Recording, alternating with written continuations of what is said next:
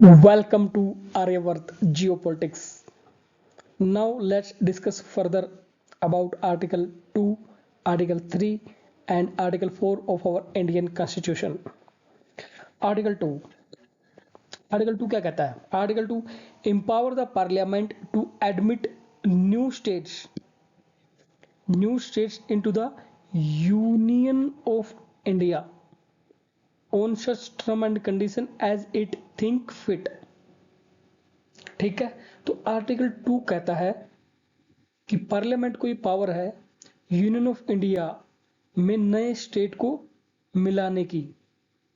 ठीक है, नए स्टेट का यहाँ पे मतलब है बाहर से अदर टेरिटरीज अगर हमें मिलती हैं किसी भी एग्रीमेंट से या हम वार में जीत लें तो उनको हम अगर एक स्टेट बनाना चाहते हैं तो ये पार्लियामेंट को पावर है under article 2 of our Indian constitution. ठीक है, अब आर्टिकल 3 फॉर्मेशन ऑफ और changes in the existing states of the union of India, यानी कि जो पहले से स्टेट्स हैं, पहले से स्टेट बने हुए हैं हमारे कंट्री में, उनमें कोई चेंजेस करने हैं, उनके बाउंड्री में चेंजेस करने हैं, उनके नेम्स में चेंजेस करने हैं, या किसी की जो है मतलब एरिया घटाना है या दूसरे का बढ़ाना है, या कोई एक नया स्टेट बनाना है 2 या 3 स्टेटों में से थोड़ा थोड़ा एरिया लेके लाइक दैट, यानी कि ये इंटरनल रीएडजस्टमेंट की बात करता है। तो आई होप आपने यहाँ पे क्लियरली डिफरेंशिएट कर लिया होगा आर्टिकल 2 एंड आर्टिकल 3 के बारे में। आर्टिकल 2 कह रहा है नए स्टेट्स जो अभी इंडिया में नहीं है, नए स्टेट्स को लेने की बात करता है आर्टिकल 2। आर्टिकल 3 बात करता है जो ऑलरेडी इंडिया में स्टेट्स हैं उनमें अगर हमें कुछ चेंजेस करने पड़ जाए टेरिटरी के, नेम के, whatever as the parliament think fit. ठीक है, but it lay down 2 conditions. मतलब आर्टिकल 3 की बात चल रही है कंटिन्यू। अगर हम इंटरनल अपने जैसे स्टेट्स के नेम या एरिया में चेंज करते हैं तो यहाँ पे कुछ कंडीशन है। वो क्या है? The prior recommendation of the president. पहले तो प्रेसिडेंट की प्रायर रिकमेंडेशन लेनी पड़ेगी पार्लियामेंट को, है ना, जो कि दे ही देते हैं। ठीक है, ये प्रेसिडेंट की डिस्क्रिशनरी पावर में नहीं आता कि वो मना कर दे पार्लियामेंट को अलाउ करने से।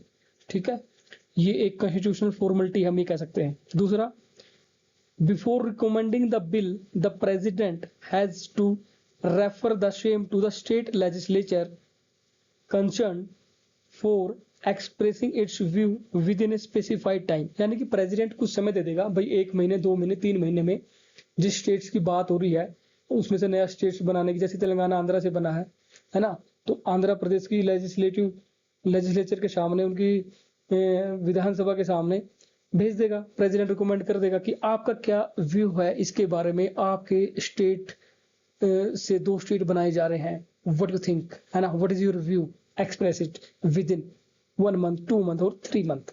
ठीक है, तो प्रेसिडेंट उस पार्टिकुलर स्टेट, मतलब कोई भी स्टेट हो, उस पार्टिकुलर स्टेट को भेज सकता है उसका व्यू जानने के लिए।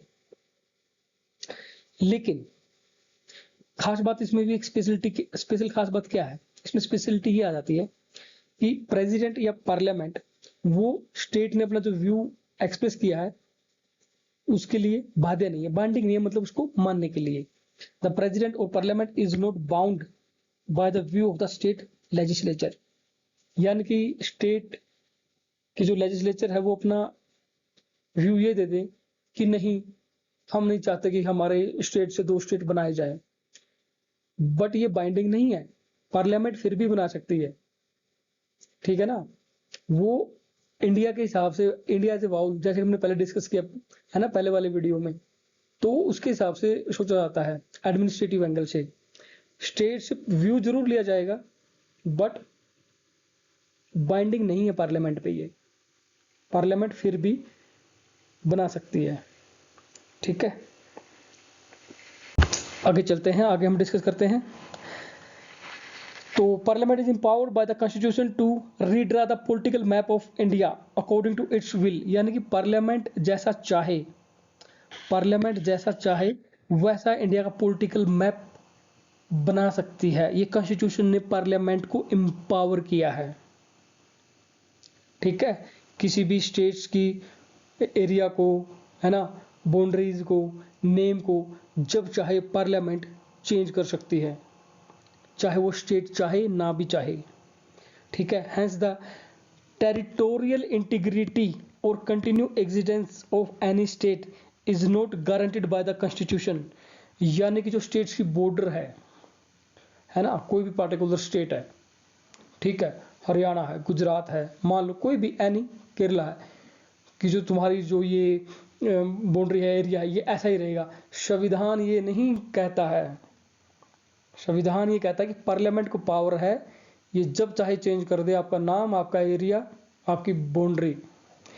ठीक है, तो स्टेट जो इंडिया में है वो डिस्ट्रक्टेबल है, यानी कि स्टेट्स को डिस्ट्रॉय किया जा सकता है ना, बट जो इंडिया की यूनियन है ये इनडिस्ट्रिक्टेबल है, यानी कि जो यूनियन है इंडिया की, यानी कि एज इंडिया जो स्टेट से मिलकर बना कंट्री, इसको मतलब इसको डिस्ट्रॉय नहीं किया जा सकता, इसको ब्रेक नहीं किया जा सकता। समझ रहे हो? तो ये कॉन्स्टिट्यूशन ने क्लियरली यहाँ पे डिफाइन किया है। Next let's move on to article 4। ठीक है, new state admitted under article 2 and formation और alteration of existing state under article 3। जैसा कि हमने अभी डिस्कस किया कि हमारे संविधान का आर्टिकल 2 कहता है कि नए स्टेट्स इंडिया में मिला लो। ठीक है, आर्टिकल 3 कहता है कि फिर आप चाहो तो इनकी बाउंड्री, एरिया, नाम जो भी आपने करना है, अल्टरेशन, मॉडिफिकेशन, वो आप कर लो। ठीक है, parliament is fully authorise, parliament के पास फुल्ली पावर है ना।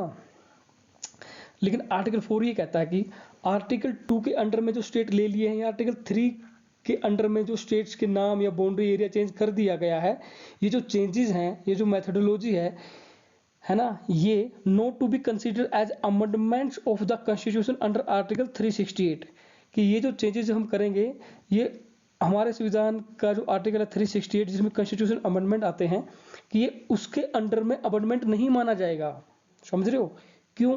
क्योंकि हमारे संविधान का जो आर्टिकल 368 है ये स्पेशल मेजोरिटी की बात करता है। कॉन्स्टिट्यूशन अमेंडमेंट जो होते हैं आर्टिकल 368 के अंडर में, यहाँ पे स्पेशल मेजोरिटी की बात की गई है। लेकिन आर्टिकल 4 ने कह दिया कि भाई जो आर्टिकल 2 और 3 के अंडर में हमारी पार्लियामेंट ने आर्टिकल 2 के अंडर में जो नए स्टेट्स लिए हैं और आर्टिकल 3 के अंडर में जो एग्जिस्टिंग स्टेट्स के नेम या बाउंड्री एरिया चेंज किया है, वो हमारे संविधान के आर्टिकल 368 के अंडर में अमेंडमेंट नहीं माने जाएंगे। यानी कि सीधी सीधी बात है कि आर्टिकल 2 और आर्टिकल 3 के लिए स्पेशल मेजोरिटी नहीं चाहिए। It means that these law can be passed by simple majority and by the ordinary legislative process। समझ रहे हो? किसी ने स्टेट को इंडिया ने लेना है तो इसके लिए ज़्यादा टाइम वेस्ट बिल्कुल नहीं किया जाएगा, पार्लियामेंट में स्पेशल मेजोरिटी के चक्कर में नहीं पड़ेंगे।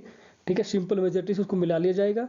ठीक है, किसी भी स्टेट्स के नाम, एरिया या बाउंड्री जो भी चेंजेस करना है बिल्कुल भी टाइम वेस्ट नहीं किया जाएगा, है ना। इंडिया के हिसाब से हमारी पार्लियामेंट में बिल्कुल टाइम वेस्ट नहीं किया जाएगा, एक सिंपल मेजोरिटी से, है ना, सिंपल लेजिस्लेटिव प्रोसेस के थ्रू ये जो है काम कर लिया जाएगा। ठीक है, तो ये है हमारे article 2, 3 and 4। I hope you understand it very well. Thank you. जय हिंद, जय भारत।